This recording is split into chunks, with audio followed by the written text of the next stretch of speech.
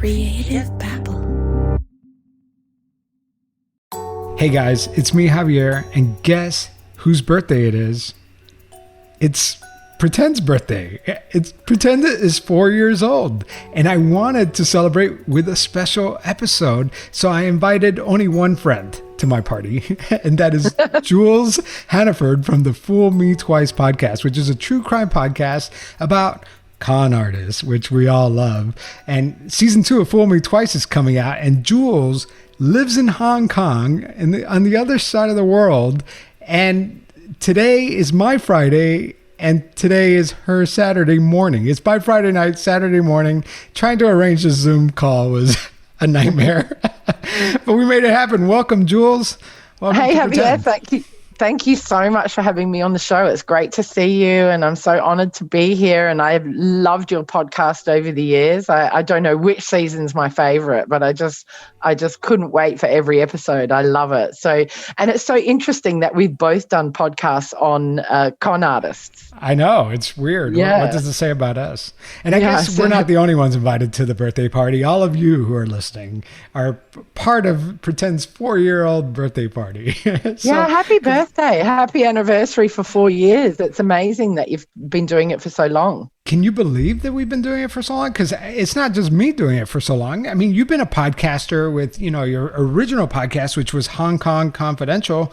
I mean, how long have you been doing podcasts? Yeah, that one's 4 years in September. You see, we started around the same time. Yeah, we Jules did start around the same time. Yeah, we go way back. So I asked Jules to come over here on the show and just let's talk Pretend, because there's so many episodes. And like you said, there are so many episodes.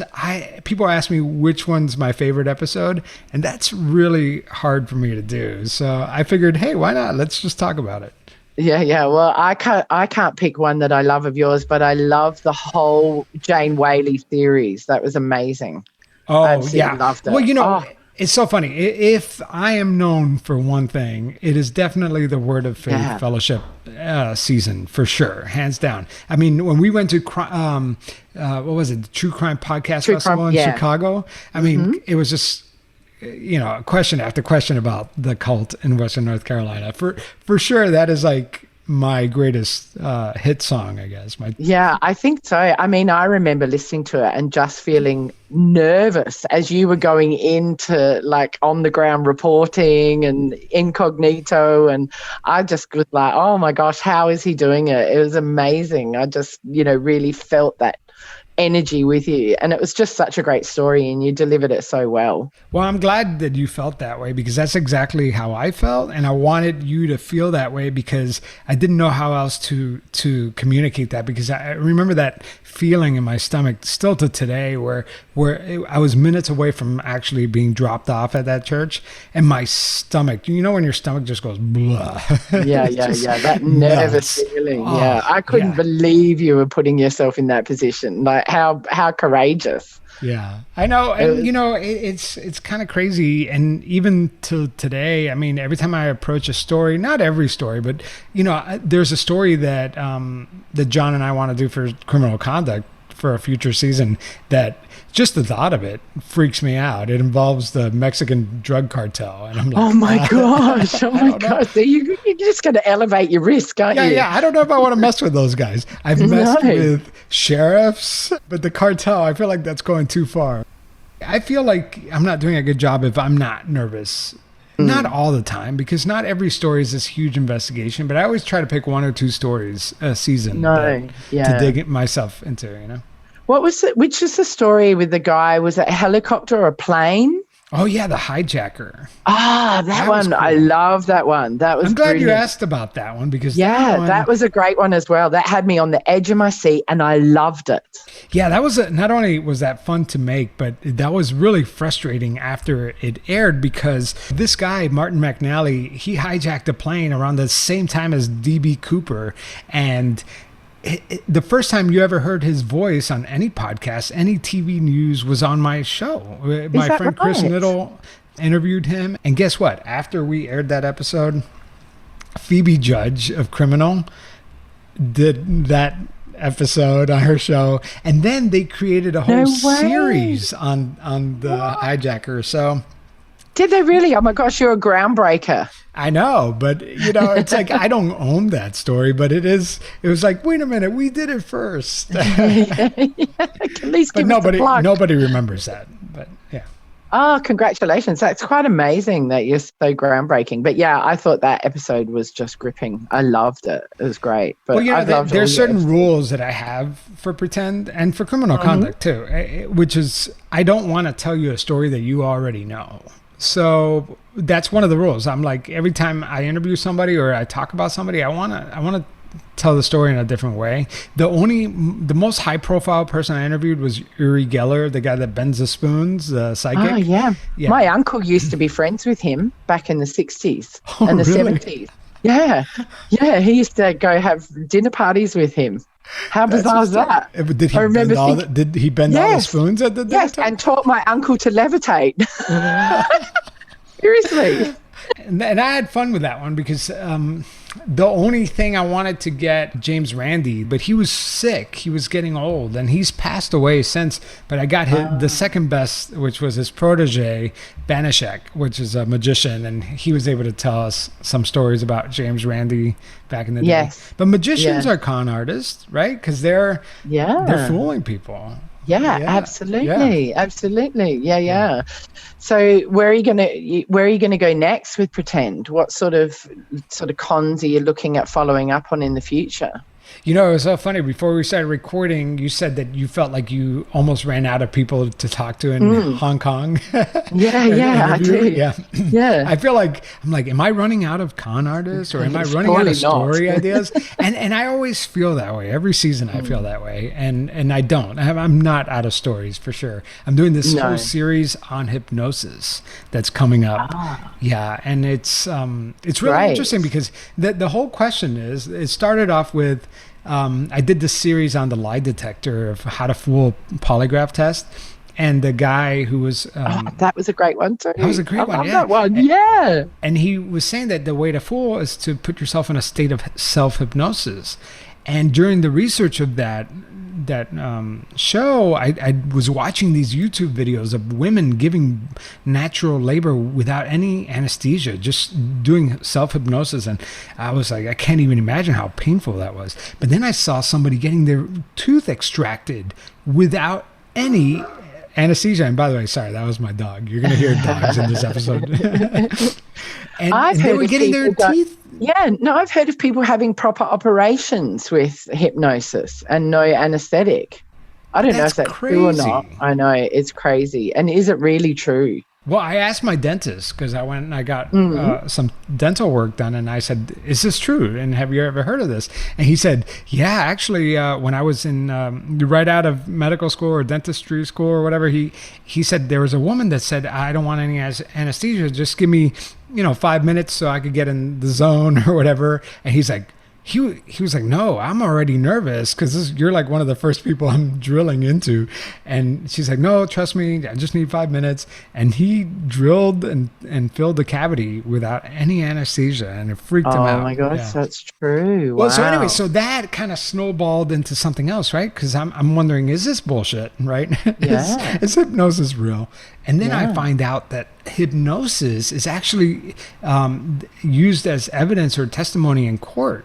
And some people have been found guilty using that as evidence. So I really want to just pick apart this idea of, is hypnosis real? And Great. the whole aspect of it and the role it plays in our legal system. So that's my big investigation for the next season. And I got a lot of other stories. I have this great bank robbery story, which I won't get into, and cool. Another stalker story. Yeah. And you've had romance scam stories before, haven't you? I remember you did one in season 1 or 2. Yeah, and that's actually the most common one, right? So when listeners submit stories, they're always submitting stories about either being catfished or romance scams. Those seem to be the most common. It's $1 billion industry. It really is huge. And it's grown exponentially during COVID. So it's easy to everybody's do doing because it. if I had to boil down a con into like a mathematical equation, it takes a con artist plus you plus wanting that con artist in. You know what I mean? Like Yeah. you have to accept that con artist in, because if you don't, if you shut that con artist out, they have nowhere to go. But you have to be willing to accept them, and romance. I mean, scams are fit perfectly into that equation. You know? Yeah, absolutely, they do. And on top of that, the technology is getting greater and greater, so that the scammers have got more ways that they can actually convince you that they're real when they're not. Like back in the day when I got scammed in 2010 for Fool Me Twice One, there just wasn't the ability to create fake videos, or even people's Photoshop skills for photos and providing evidence just weren't as good as they are now. So things have changed a lot. Oh yeah. And by the way, Fool Me Twice season 1 is amazing. So if you haven't listened to it, listen to it now. And thank you so much. Season 2 is coming out, which is super exciting. And I'm going to play the promo, on my feed. So if you're just listening to this now and you haven't listened to Jules' season 2 promo for Fool Me Twice, go ahead. It's in my feed right now. You can listen to it. So thank you so much. Yeah, Pretend has really taken me to some far off places that I never thought I would be 4 years later. And what's the scariest thing that you've done? Is it the Jane Whaley thing?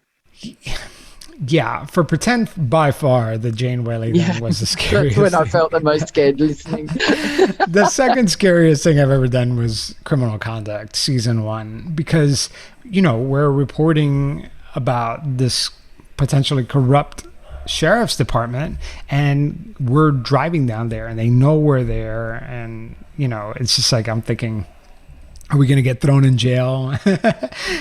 Like, are we going to get murdered? Because the last guy that was looking into the story got murdered. So I know. It's crazy. Yeah. That must have been quite scary. It was amazing how that all came about. Yeah. Have you learnt any more since the series finished?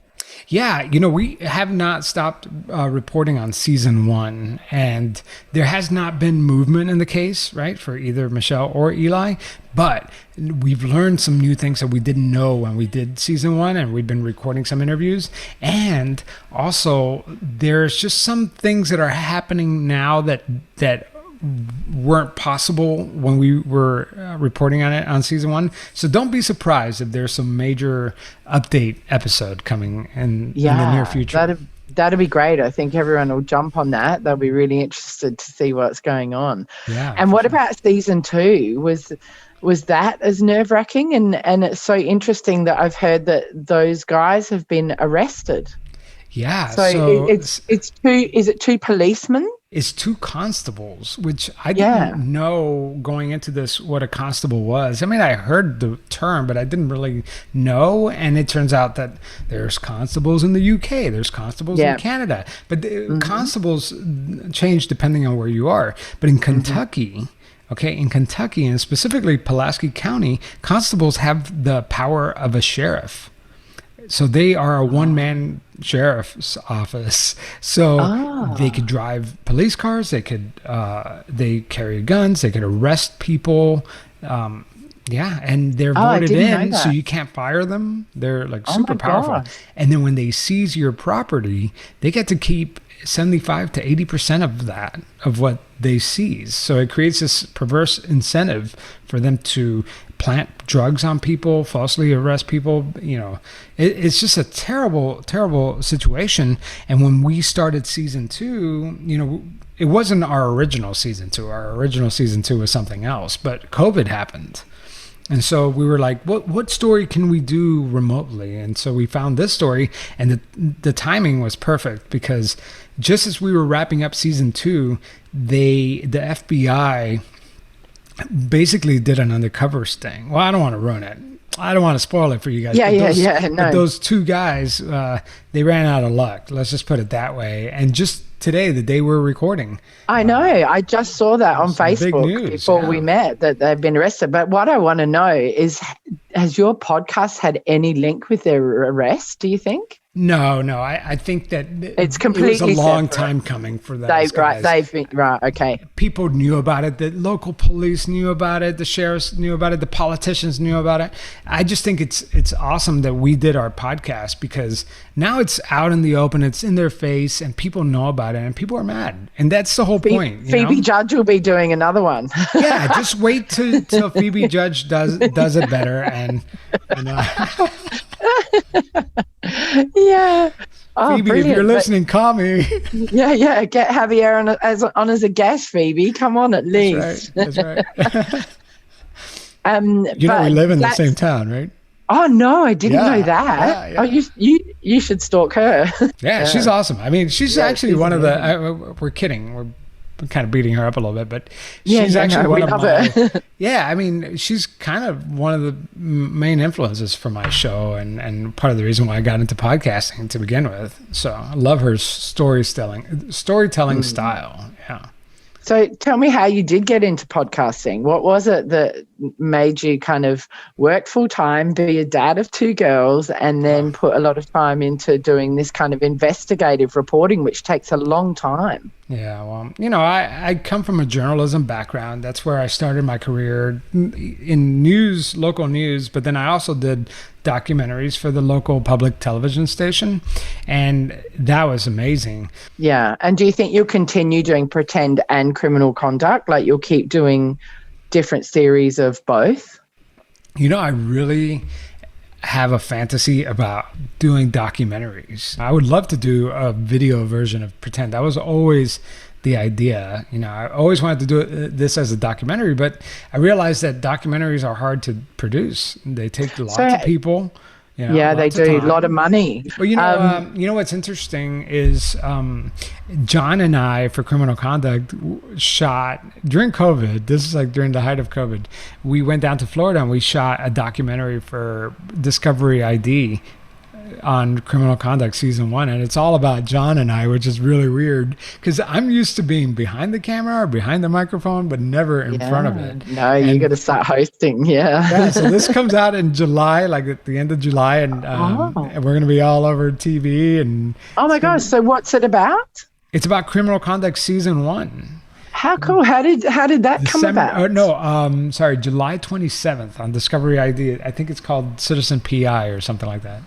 Oh, how cool. How did that come about? How did you end up doing this? Every now and then I get little bites here and there to do TV, and a lot of times it goes nowhere. And this one, they approached us and they heard season 1 and they wanted to develop it into like an episode of a long series. It's a lot like the series Don't Fuck with Cats on Netflix. I don't know if you've seen that. That was crazy. I have. That was full on. Really terrible, but I mean, great show, but just terrible, the brutality in that. But this is about sleuths and citizen private investigators, and so they asked us, and we went down there and shot a whole episode. It was cool. Oh, brilliant! That's amazing. So July 27th. TIAA is on a mission. Why? Because 54% of Black Americans don't have enough savings to retire.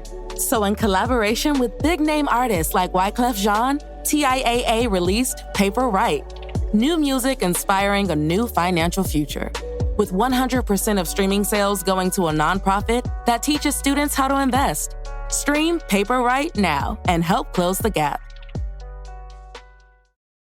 We've been in this thing for so long, and neither of us would have imagined that we're doing these multi-season podcasts, but here we are. Right? I would never have. And even just to get the recognition or the listeners and the downloads and the reviews and all that sort of thing, the Patreon sponsors. That's too much. It's just been amazing. Like, we're both really lucky. We've both got great audiences. Jules and I were saying that we got in right as that window was closing. We did. We just got into the heyday times, didn't we? We're podcasting. Like, I think there were only about 800,000 podcasts on Apple. Yeah, that's not many. I mean, there's probably 3 million now. Did you know that during COVID, Amazon sold out of microphones?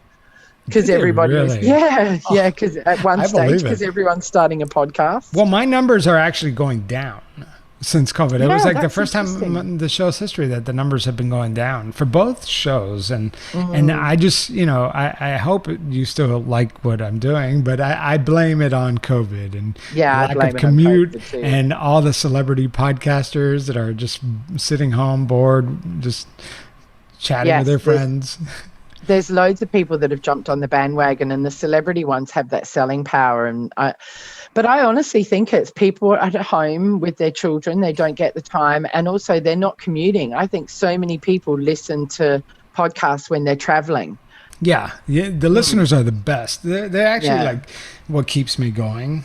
Yeah. Because Yeah. honestly, podcasting takes so much time away from my family, and it's so rewarding at the same time, just because I love getting messages from my listeners telling me that they love the show, or they have a story to share, because a lot of times, like, I don't even need to find stories come to me. It's unbelievable. Yeah, same for me. I'm exactly the same. Does your wife ever worry about the risk that you put yourself under? Is that something that comes up? Or is she like, does. I was but she must be getting used to us. Used to it. Yeah, but she does. She just like, she's like, here he goes again, just doing his thing. Like the other day, I went downstairs and I was like, you'll never guess who I talked to, because this is like for my next season. I talked to a former KGB agent. And she's like, Did you? yeah, I did. I was like, she's like, of course you did. Yeah. She's used to it now. But it was such a great interview, Jules, because I got to tell you, I got to be honest with you.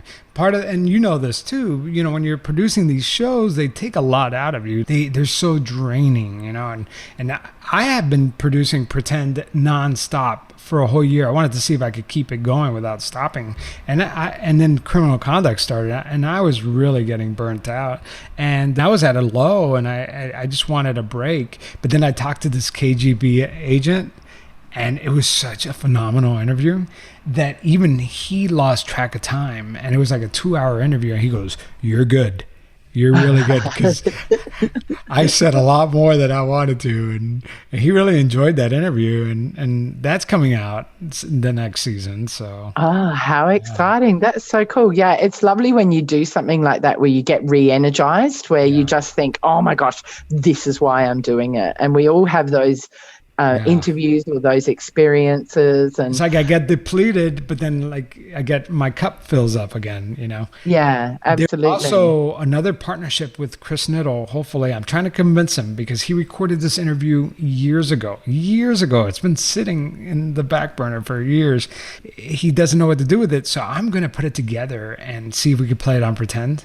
And it is a woman, a Scandinavian woman, blonde hair, pale skin, who marries a terrorist, and she converts to fundamental Islam, and he was on the most wanted list. And so we're gonna put that story together, because her story is just fascinating to hear. Is she the one that went and moved and lived with him and had children, had and then he died, and then she came back and all that? Yes, I've read that story. Yeah, I know about her. Yeah, that's amazing. Yeah, that will be such a good podcast. Oh my god. Yeah. So there's lots of cool stuff cooking. It's just a matter of getting time. it done. Yeah.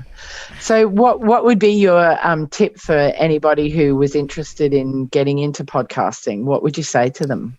I come at it just the same way I did, with no expectations. Just do it for fun if you want to do it, but don't expect. I run a local podcast meetup group here in North Carolina where I live, and I always tell people, don't expect that it's going to be a hit. Don't expect that you're going to get a bunch of ad money. Don't expect anything, really. You're lucky if 5 people listen to it. You're lucky if 100 people listen to it. And if 1 million people listen to it, you're even luckier. So just do it for fun. Because honestly, 4 years later, the only thing that keeps me going is the fact that it's fun. It's not that there's money behind it, because there's not. It's not that it's giving me more free time, because it's not. I just do it because I really enjoyed telling stories, and I feel like sometimes it helps people, the stories that I'm telling, Oh, look, I think that it definitely helps people for sure. Have you faced any kind of criticism or any negative reviews or anything like that? And if you have, how have you dealt with them? Yeah, I get, it's funny because this is something that females usually get, bad reviews for, but they say that I have, I just did it. Everybody does that, or say like too much, which I'm trying to control. And they say that I have vocal fry, which is usually a slam against women, which usually they don't criticize men for. But I don't know. I take and I look at my bad reviews and I dismiss them because I'm like, you know what? If you don't like my show, don't listen to it. Yeah. But obviously, somebody likes the show because there's talking loads of about people it. listening. It gets thousands of downloads a day. So I try to force myself to pay attention to the positive ones, although it's that one negative one that really stings the most. Yeah, absolutely. I have to say, I think you've got a fantastic voice. It's very rich and I love listening to it. Yeah, so you've got a great voice for podcasting, and I think that enhances your podcast for sure. Because there are some podcasts that I'm interested in, but then I can't listen because of the voice sometimes. Yeah, well, you have a fantastic voice. So anybody, Americans love Australian accents. Yeah. You could read War and Peace, and we'd be like, "Oh, tell me more, Jules." Oh, thanks. I remember listening. I got Drew Barrymore's book and I got it as a Audible and I was listening to it and she reads it and I just couldn't stand it because she just kept screaming. Oh, no. And it was just like, it was awful. So I couldn't listen to the whole thing. Sorry, Drew, when she's listening. She's not listening. Don't worry. Jules, thank you so much for celebrating my 4-year-old birthday with me, AKA anniversary, but I like to call it a birthday because because you did give birth to this podcast, and it is a labor of love with under hypnosis, so it didn't even hurt. What? You weren't under hypnosis? You know how we're talking about like people getting I knew you were lying. The show just slipped right out. Yeah. Look, thank you so much for all your support over the years. Thank you for playing my promo for Fool Me Twice too. I'm so excited for its release next month. Oh, if you haven't listened to it, you have to. It's going to be so good. I can't wait for it. To listen to it.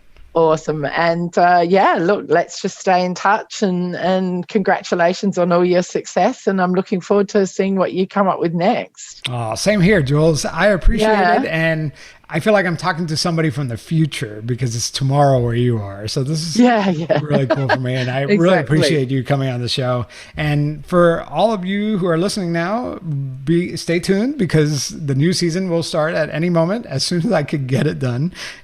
Trust me, I have plenty of stuff. I just have to get it done.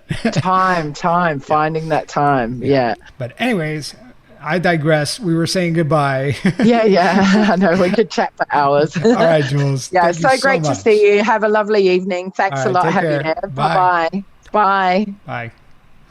All right. Creative Babble.